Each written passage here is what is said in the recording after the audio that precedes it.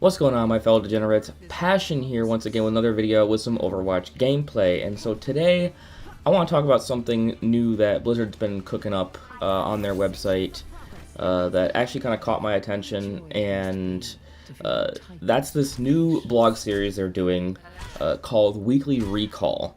Now you can kind of think of it kind of like the director's take post that we're used to, but instead of Aaron Keller coming on to talk about all of the new features and, you know, balance changes and all that, these are going to be written by various members of the Overwatch team, just kind of sharing insights, data, or just commentating on stuff they're personally interested in regards to the development of the game and what state the game is in. It's kind of like a dev blog almost. There's going to be no like big promises or massive content reveals or anything like that. Just some honest dev talk. So the first weekly recall that we have here is from lead system designer Gavin Winter, and it dives into some of the hard data they've acquired from the brand new hero ban system that was rolled out in Season 16. Now, regardless of how you feel about the bans, whether you love the strategy or you hate losing access to your mains or whatever, this blog actually gives us a peek behind the curtain as to how the bans are actually playing out across the player base. So there are a few cool, interesting stats in here. For example, Mercy is apparently one of the most banned heroes on console, and I believe that might have less to do with her kit and her specifically as a hero, and it's more to do with the zimming problem on console. Obviously, if you don't know what that is, that's where players use a mouse and keyboard on console to kind of get like a major advantage. Which is actually a bannable offense, so don't do that. But what these zimming players will do is they'll often pressure their supports to go Mercy to try to damage boost them to get even more crazy value out of their unfair hero. So banning Mercy becomes a way to shut that strat down, so that's kind of one reason why people think Mercy's one of the most banned heroes on console right now. Freya is also steadily rising day by day in ban rate. Which makes sense. She's the new hero. People are now that we're in Season 16 mid-cycle, people are starting to learn really how strong she can be, some of the tech she can do, some of the strats that are good with Freya. People are really learning how to work with her kit. So day by day, she is steadily climbing in ban rate. And fun fact, Hanzo and Baptiste are sitting at the actual bottom of the ban list for, I believe, console and PC respectively. Apparently nobody is worried about them, so they get banned. They get banned less than 1%, I do believe, of games. So that's interesting. But obviously, the biggest thing to talk about with these ban rate stats and everything is Sombra, is the real headline grabber. She has a staggering 85% ban rate on PC and 93% on console. That's just absurd. Now, I don't really even play a ton of DPS in comp. I don't think I've done my DPS placements in many seasons now, but I've definitely seen this trend of banning Sombra firsthand. In almost every game that I queue into, Sombra is banned.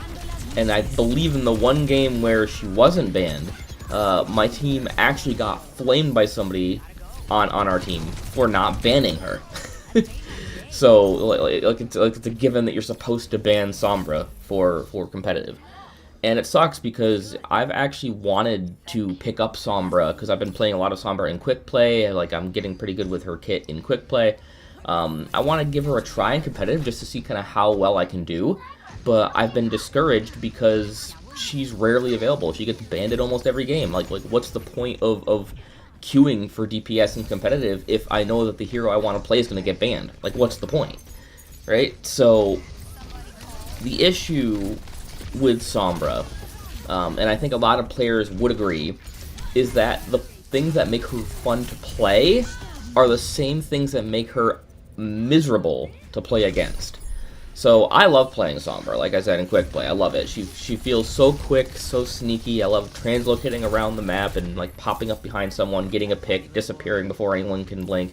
Like that fast-paced, like sneaky hacker gameplay, that's super addicting. But when you're on the receiving end of that, it's a different story. It's wicked frustrating, it's disorienting. Half the time it feels like there's just nothing you can do about it because you once you finally get eyes on the Sombra, she translocates away and you can't do anything, and it's frustrating, right? And these are the complaints that I've seen people have, and the same complaints that I have when facing against Sombras. So how do we fix Sombra without gutting what makes her unique? I've talked in the past about maybe buffing her movement speed or other things like that, but I don't think that is going to be enough to lower the ban rate on Sombra. So I think that she's going to actually need a proper rework again. And unfortunately, she is becoming one of the most reworked heroes in the game, because like they just don't seem to know what to do with her. She's creeping up on Symmetra as one of the most reworked heroes in the game.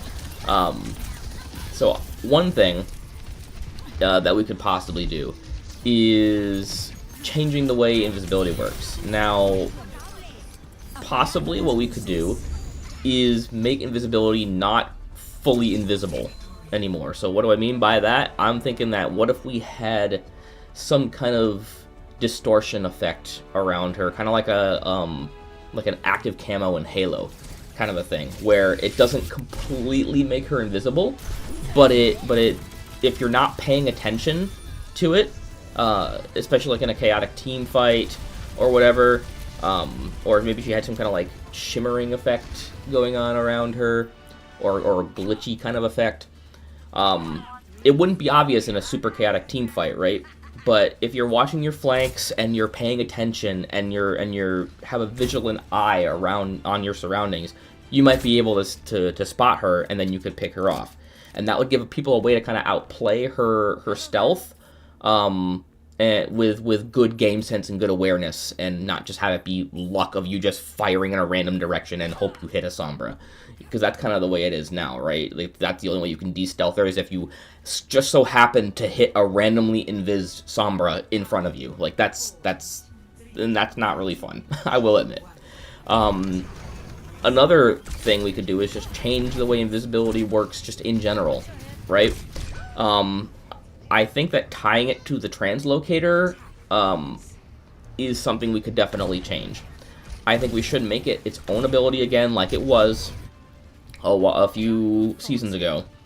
But we can keep the timer system we have now with translocator. I think that's fine. And I think the UI is good for it. I think that, you know, that it's a just enough amount of time to feel good about being invised. But make it its own separate ability. Don't tie it to translocator. And with all that being said, though, I still do kind of like how the invisibility works as an escape mechanic with the translocator. So what I think they could maybe do, instead of just triggering that full stealth timer invisibility with translocator, what they could do is give Sombra a bit of that invisibility when using translocator, but maybe make it just like 2 to 3 seconds.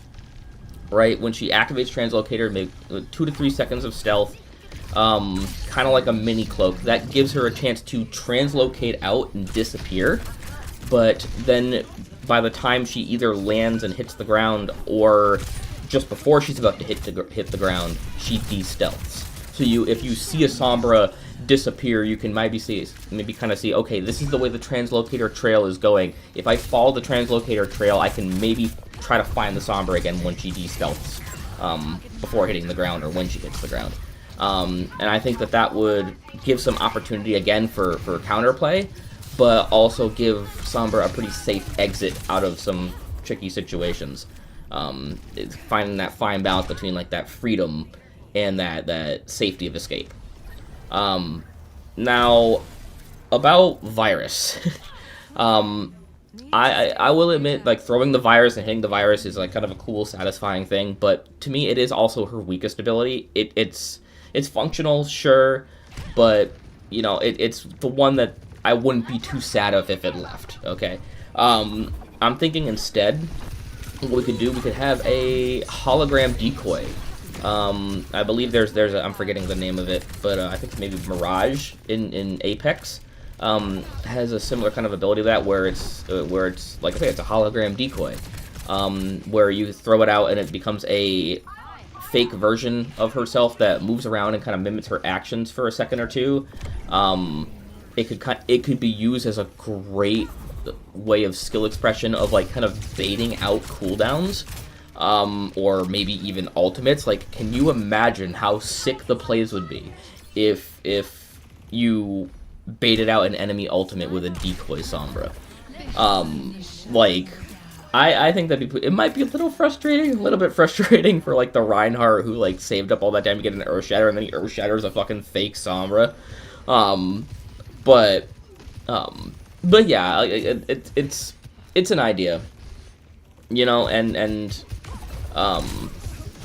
you could also do some kind of like vision disruptor kind of a thing where it scrambles an enemy HUD, but it doesn't like completely shut them out of their abilities. I think that's the main thing that people don't like about hack, for example. And I'm gonna get into my thing about hack right in a second here, but the thing about hack that people don't like is how it just shuts them out of their abilities, right? Like, they can't do anything. So when they see the Sombra, they get hacked, and then they can't do anything to punish the Sombra because she's taken their abilities away from them. So that's, I personally like the hologram decoy idea better than the vision disruptor thing, just because I think that'd be a cool kind of way to still keep true to Sombra's identity without having it be too disruptive. So finally, again, let's talk about hack. So it does obviously feel satisfying to hack enemies, right?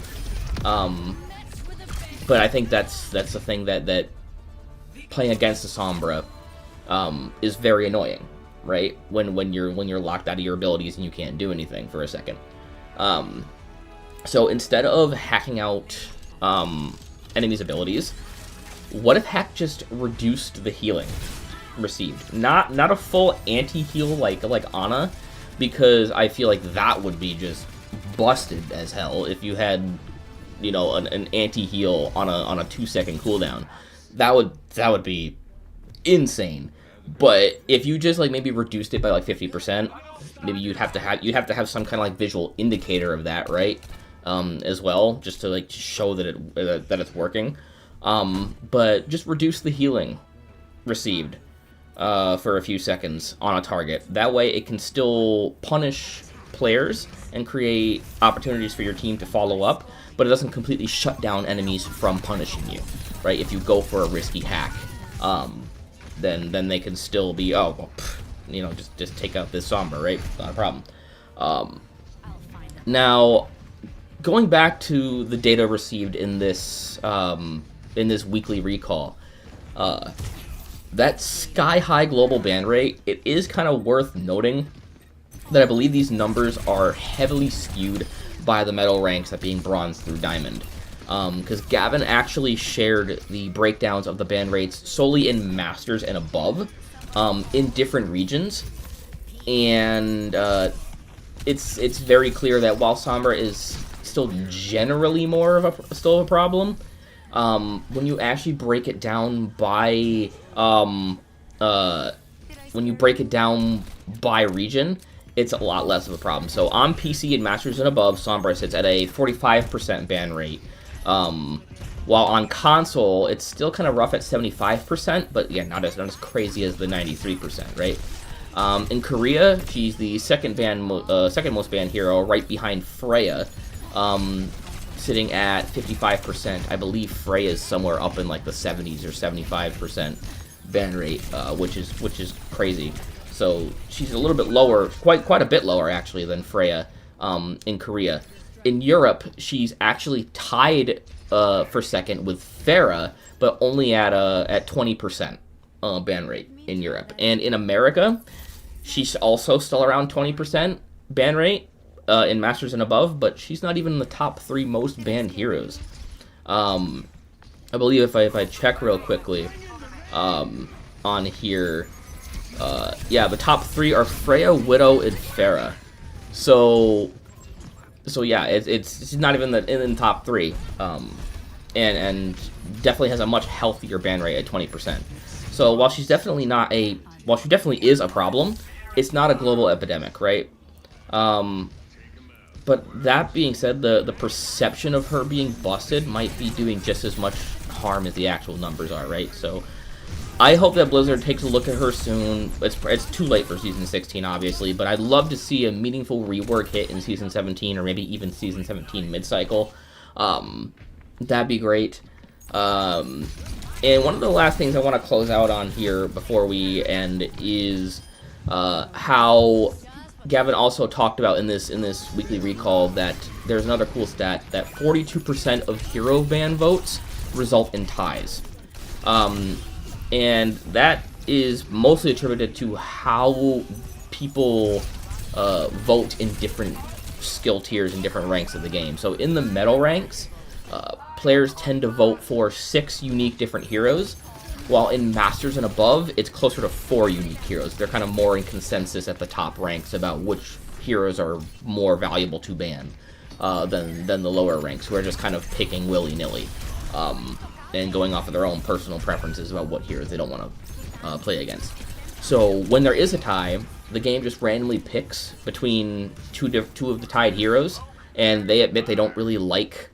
I mean, they like how it happens, but they don't like how often they have to do it at 42%, picking between just a random tiebreaker. So Blizzard's going to be experimenting with a new tiebreak system for Season 17. So how it works is if you've marked a hero as your preferred hero in competitive, that hero will get a negative vote during the ban phase. So, say for example, you have a Pharah and a Doomfist, and they both have 7 votes, right? But you have a Pharah main on your team who picks Pharah as their preferred hero.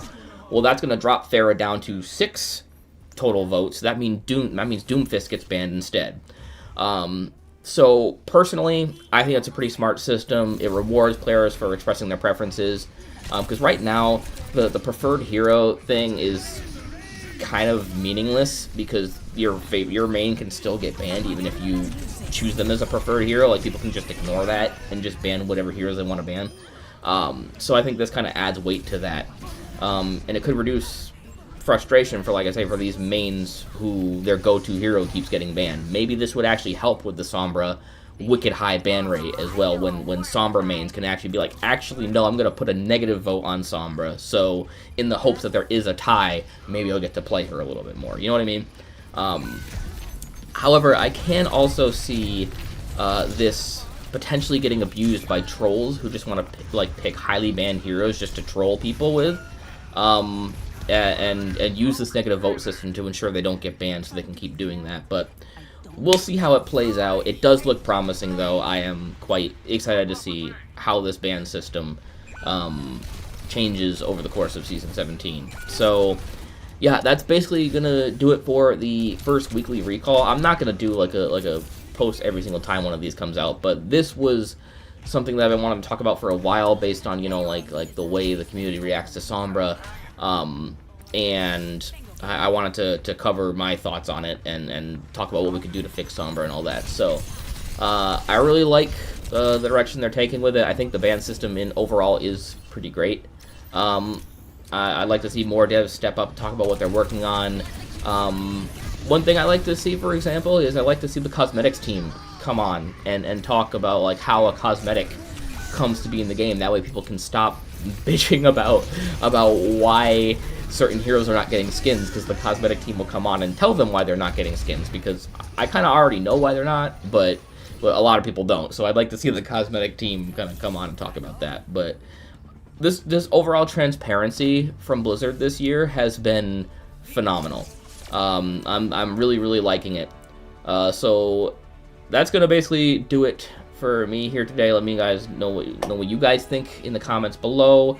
Should Sombra be reworked? Do you like the hero ban system? Do you not like it? What do you think about the tiebreakers that are proposed for these preferred heroes? But remember, guys, if you like the video, leave a like. If you haven't, leave a dislike, subscribe if you haven't already. And as always, I'm Passion, and I'll see you in the next one. Peace. Yeah. Turn me on a couple on the screen, what you know about it. Get up and say hello to me, no one live without it. 20 fresh